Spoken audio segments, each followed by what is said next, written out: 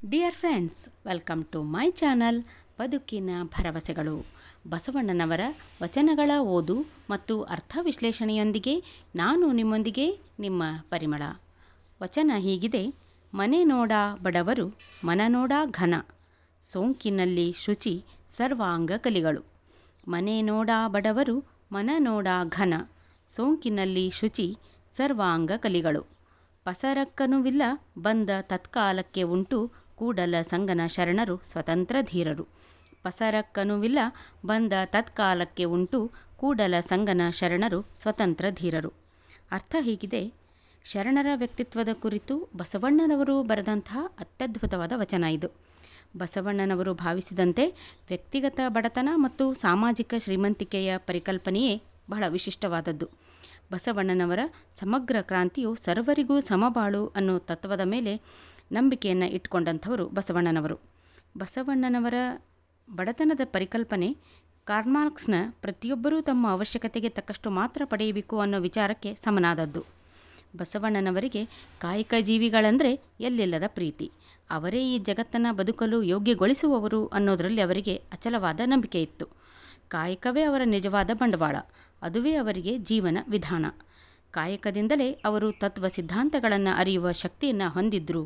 ಆಸೆಗಳಿಂದ ಬಿಡುಗಡೆ ಹೊಂದಿದಂಥ ಸ್ವತಂತ್ರ ಧೀರರಾಗಿದ್ದರು ಶರಣರು ಅನ್ನೋದು ಬಸವಣ್ಣನವರ ನಂಬಿಕೆಯಾಗಿತ್ತು. ಅಂಬಲಿ ಕಂಬಳಿ ಆಸ್ತಿ ಮಿಕ್ಕಿದ್ದೆಲ್ಲ ಜಾಸ್ತಿ ಅನ್ನೋದು ಒಂದು ಘನಮಠ ಶಿವಯೋಗಿಗಳು ತಿಳಿಸಿದ್ದಾರೆ. ಪ್ರಕೃತಿಯು ನಮ್ಮ ಅವಶ್ಯಕತೆಗಳನ್ನು ಪೂರೈಸುತ್ತದೆ, ಹೊರತಾಗಿ ದುರಾಸೆಗಳನ್ನಲ್ಲ ಅನ್ನೋದು ಗಾಂಧೀಜಿಯವರ ಮಾತಾಗಿತ್ತು. ಹೀಗೆ ಅರಿತು ಬದುಕುವ ಶರಣರನ್ನು ಬಸವಣ್ಣನವರು ಬಡವರು ಅಂತ ಕರೆದಿದ್ದಾರೆ. ಇದು ಪ್ರಕೃತಿ ನಿಯಮಕ್ಕೆ ಅನುಗುಣವಾದದ್ದು, ಜೀವಜಾಲ ಸಮತೋಲನವನ್ನು ಕಾಪಾಡುವಂಥದ್ದಾಗಿತ್ತು.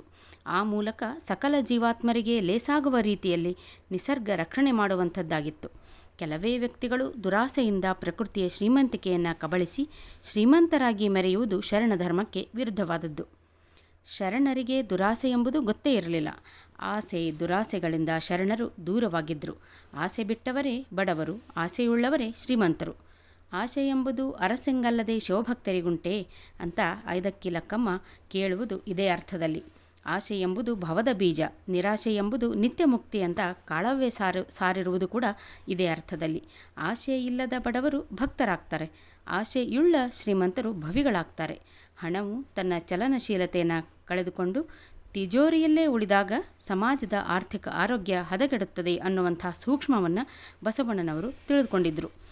ಧನವನಿರಿಸದಿರ ಭವ ಬಪ್ಪುದು ತಪ್ಪದು ಎಂದು ಬಸವಣ್ಣನವರು ಇದೇ ಕಾರಣದಿಂದ ಎಚ್ಚರಿಸಿದ್ದಾರೆ.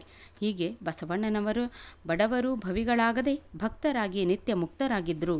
ಈ ರಹಸ್ಯವನ್ನು ತಿಳಿದು ಬದುಕಿ ಲೋಕಕ್ಕೆ ಮಾರ್ಗದರ್ಶಿಗಳಾದವರೇ ಶರಣರು ಅಂಥೇಳಿ ಬಸವಣ್ಣನವರು ಈ ವಚನದ ಮೂಲಕ ನಮಗೆ ತಿಳಿಸಿಕೊಡ್ತಾರೆ. ಹಣದ ಗಳಿಕೆಗೆ ಇಲ್ಲಿ ಬೆಲೆ ಇಲ್ಲ, ಆದರೆ ಮಾನವೀಯತೆಯ ಉಳಿಕೆಗೆ ಭಾರೀ ಬೆಲೆ ಇದೆ. ಅಂತೆಯೇ ಬಸವಣ್ಣನವರ ಕಾಯಕ ದಾಸೋಹದ ಆಂದೋಲನದಲ್ಲಿ ಎಲ್ಲ ಜಾತಿಯ ಮತ್ತು ಎಲ್ಲ ವರ್ಗದ ಜನ ಪಾಲ್ಗೊಂಡಿದ್ದರು. ಬಸವಣ್ಣನವರ ಶರಣ ಸಂಕುಲ ಸೇರಿದ ಬಡವರು ಸಂಪತ್ತಿನ ಆಶೆ ಮಾಡಲಿಲ್ಲ. ಸಂಕುಲದ ಭಾಗವಾದ ಉಳ್ಳವರು ಸಂಪತ್ತನ್ನು ಶಿವನಿಧಿಗೆ ಅರ್ಪಿಸಿದರು. ಬಡತನವನ್ನು ಸ್ವೀಕರಿಸುತ್ತಾ ಹೃದಯ ಶ್ರೀಮಂತಿಕೆಯನ್ನು ಹೆಚ್ಚಿಸಿಕೊಂಡಿದ್ದರು.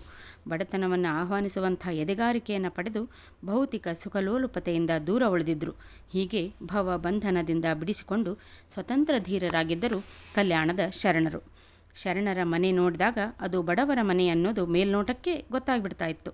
ಆದರೆ ಅವರ ಮನ ಘನವಾದದ್ದು ಅಂದರೆ ಶ್ರೇಷ್ಠವಾದದ್ದು ಅನ್ನೋದು ಶಬ್ದದ ಅರ್ಥ. ಆದರೆ ಅವರ ಮನದೊಳಗೆ ದೇವರು ನೆಲೆಸಿದ್ದಾನೆ ಅನ್ನೋದು ಅನುಭವದ ಅರ್ಥ. ದೇವರನ್ನೇ ತಮ್ಮ ಮನದೊಳಗೆ ಇಟ್ಟುಕೊಂಡವರಿಗೆ ಯಾವ ಸಂಪತ್ತಿನ ಆಸೆಯೂ ಇರಲಾರದು. ಅವರೇ ಘನ ಮನ ಸಂಪನ್ನರು. ಇಂಥ ಶರಣರು ಎಲ್ಲ ಬಾಹ್ಯ ಆಕರ್ಷಣೆಗಳಿಂದ ಮುಕ್ತರಾಗಿರ್ತಾರೆ. ಸೋಂಕಿನಲ್ಲಿ ಶುಚಿ ಅಂದರೆ ಶರಣರು ಪತ್ನಿವ್ರತಸ್ಥರು ಎಂದು ಬಸವಣ್ಣನವರು ತಿಳಿಸ್ತಾರೆ. ಶರಣರು ಸರ್ವಾಂಗ ಕಲಿಗಳು. ಎಲ್ಲ ರೀತಿಯ ನೈಪುಣ್ಯದೊಂದಿಗೆ ಗಂಡಾಂತರವನ್ನು ಎದುರಿಸುವಂಥ ಕಾಯಕ ಜೀವಿಗಳು ಶರಣ ಸಂಕುಲದಲ್ಲಿದ್ದಾರೆ ಅಂತ ಬಸವಣ್ಣನವರು ಹೇಳ್ತಾ ಇದ್ರು. ಹೀಗಾಗಿ ಅವರು ಕಲಿಗಳೇ ಆಗಿದ್ದಾರೆ. ಈ ಲೌಕಿಕ ಅರ್ಥವನ್ನು ಮೀರಿದ ತಾತ್ವಿಕ ಅರ್ಥ ಅರ್ಥವನ್ನು ಈ ಸಾಲು ಒಳಗೊಂಡಿದೆ. ಶರಣರು ಕಣ್ಣು, ಕಿವಿ, ನಾಲಿಗೆ, ಕೈ, ಕಾಲು ಹೀಗೆ ದೇಹದ ಎಲ್ಲ ಅಂಗಾಂಗಗಳ ಮೇಲೂ ಹಿಡಿತ ಸಾಧಿಸಿದ್ರು. ಅವರ ಕಣ್ಣು ಕೆಟ್ಟದ್ದನ್ನು ನೋಡ್ತಾ ಇರಲಿಲ್ಲ, ಅವರ ಕಿವಿ ಕೆಟ್ಟದ್ದನ್ನು ಕೇಳ್ತಾ ಇರಲಿಲ್ಲ, ಅವರ ನಾಲಿಗೆಗೆ ಅಹಿತಕರವಾದ ರುಚಿ ಹಿಡಿಸ್ತಾ ಇರಲಿಲ್ಲ, ಅವರು ಕೆಟ್ಟದ್ದಕ್ಕೆ ಕೈ ಹಾಕ್ತಾ ಇರಲಿಲ್ಲ, ಅವರ ಕಾಲು ಕೆಟ್ಟದ್ದರ ಕಡೆಗೆ ಹೋಗ್ತಾ ಇರಲಿಲ್ಲ. ಹೀಗೆ ಅವರು ಸರ್ವಾಂಗ ಕಲಿಗಳಾಗಿದ್ದರು, ಸರ್ವ ಅಂಗಗಳನ್ನು ಗೆದ್ದವರಾಗಿದ್ದರು. ನರನ ಸಂಗ್ರಹ ಬುದ್ಧಿ ಶರಣರಲ್ಲಿ ಇಲ್ಲ, ಅವರು ಸ್ವಾವಲಂಬಿಗಳಾಗಿದ್ದಾರೆ. ದಾಸೋಹಂ ಭಾವದ ಅವರ ಮನೆಗೆ ಹೋದವರಿಗೆ ಆಹಾರದ ಕೊರತೆ ಇರೋದಿಲ್ಲ. ಬಡವರಾದ ಕಾಯಕ ಜೀವಿಗಳಿಗೆ ಅವರ ದುಡಿಯುವ ಸಾಮರ್ಥ್ಯವೇ ಅವರ ಸಂಪತ್ತಾಗಿತ್ತು. ಹೀಗಾಗಿ ಕೂಡಿಸಿಡುವ ಸಂಪತ್ತನ್ನು ಅವರು ನೆಚ್ಚಿಕೊಂಡು ಬದುಕ್ತಾ ಇರಲಿಲ್ಲ. ಹೀಗೆ ಕೂಡಿಸಿಡುವ ಸಂಪತ್ತು ಉಳಿತಾಯ ಮೌಲ್ಯ ಅಂತ ಕರೆಸಿಕೊಳ್ತಾ ಇತ್ತು. ಇಂಥ ಉಳಿತಾಯ ಮೌಲ್ಯ ಮಾನವೀಯ ಮೌಲ್ಯಗಳಿಗೆ ವಿರುದ್ಧವಾದದ್ದು. ಸಮಾಜವನ್ನು ಬಡವಾಗಿಸಿ ವ್ಯಕ್ತಿಗಳನ್ನು ಶ್ರೀಮಂತಗೊಳಿಸುವಂಥ ಮೌಲ್ಯ ಇದಾಗಿತ್ತು. ಮಾನವೀಯ ಅರ್ಥಶಾಸ್ತ್ರಜ್ಞರೂ ಆಗಿದ್ದಂಥ ಬಸವಣ್ಣನವರು ಸುಲಿಗೆಯ ವರ್ಗವನ್ನು ಸದೃಢಗೊಳಿಸುವ ಈ ಉಳಿತಾಯ ಮೌಲ್ಯವನ್ನು ತಿರಸ್ಕರಿಸಿದರು. ಅದಕ್ಕೆ ಪರ್ಯಾಯವಾಗಿ ದಾಸೋಹ ಮೌಲ್ಯವನ್ನು ಸ್ಥಾಪಿಸಿದರು. ಜನರು ಸಂಗ್ರಹ ಬುದ್ಧಿಯಿಂದ ಹೊರಬಂದು ಸಾಮೂಹಿಕ ಸಂಗ್ರಹ ಬುದ್ಧಿಯನ್ನು ಹೊಂದಲಿಕ್ಕೆ ಸಹಾಯ ಆಗುವುದೇ ದಾಸೋಹ ಮೌಲ್ಯ ಅಂತ ತಿಳಿಸ್ಕೊಟ್ರು. ಕಾಯಕ ಜೀವಿಗಳು ತಾವು ಗಳಿಸಿದ್ದನ್ನು ಶಿವನ ಪ್ರಸಾದ ಅಂತ ಭಾವಿಸಿ ಸಂಗ್ರಹವಾಗುವಂಥದ್ದನ್ನೆಲ್ಲ ಶಿವನಿಧಿ ಅನ್ನೋ ಸಾಮೂಹಿಕ ನಿಧಿಗೆ ಅರ್ಪಿಸ್ತಾ ಇದ್ರು. ಶರಣ ಸಂಕುಲದ ಸದಸ್ಯರ ಮಧ್ಯೆ ಕಡ ಕೊಡುವುದಾಗಲಿ ಬಡ್ಡಿ ವ್ಯವಹಾರವಾಗಲಿ ಇರಲಿಲ್ಲ. ಸಂಕುಲದ ಸದಸ್ಯರಲ್ಲಿ ಯಾರಿಗಾದರೂ ಆರ್ಥಿಕ ಅಡಚಣೆ ಉಂಟಾದರೆ ಶಿವನಿಧಿಯಿಂದ ಧನ ಪಡೆಯುವ ಅವಕಾಶ ಇತ್ತು.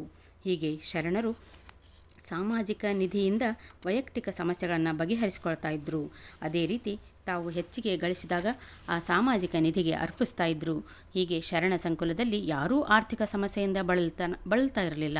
ವೈಯಕ್ತಿಕ ದುಡಿಮೆ ಮತ್ತು ಸಾಮೂಹಿಕ ಬದುಕಿನ ಅದ್ಭುತ ಪರಿಕಲ್ಪನೆಯೊಂದಿಗೆ ಶರಣ ಸಂಕುಲ ಎಷ್ಟೊಂದು ಯಶಸ್ಸನ್ನು ಸಾಧಿಸಿತ್ತು ಅಂದರೆ, ಕಲ್ಯಾಣದಲ್ಲಿ ಕೊಡುವವರುಂಟು ಬೇಡುವವರಿಲ್ಲ ಅನ್ನೋ ಮಾತು ಎಲ್ಲೆಡೆ ಹಬ್ಕೊಂಡಿತ್ತು. ಹೀಗೆ ಬದುಕುವುದರ ಮೂಲಕ ಲೋಕದಲ್ಲಿ ಸಮತ್ವವನ್ನು ಸಾಧಿಸುವವರೇ ಭಕ್ತರು. ಇದುವೇ ಭಕ್ತಿಭಾವ. ಇಂಥ ಭಕ್ತಿಯುಳ್ಳ ಬಡವರೇ ನಿಜವಾದ ಶ್ರೀಮಂತರು. ಹೀಗೆ ಶರಣರ ವ್ಯಕ್ತಿತ್ವ ಅನುಪಮವಾಗಿದೆ ಅನ್ನೋದು ಈ ವಚನದಲ್ಲಿರುವ ಬಸವಣ್ಣನವರ ಸಾಲಿನ ಅರ್ಥವಾಗಿದೆ. ಶರಣು ಶರಣಾರ್ಥಿ.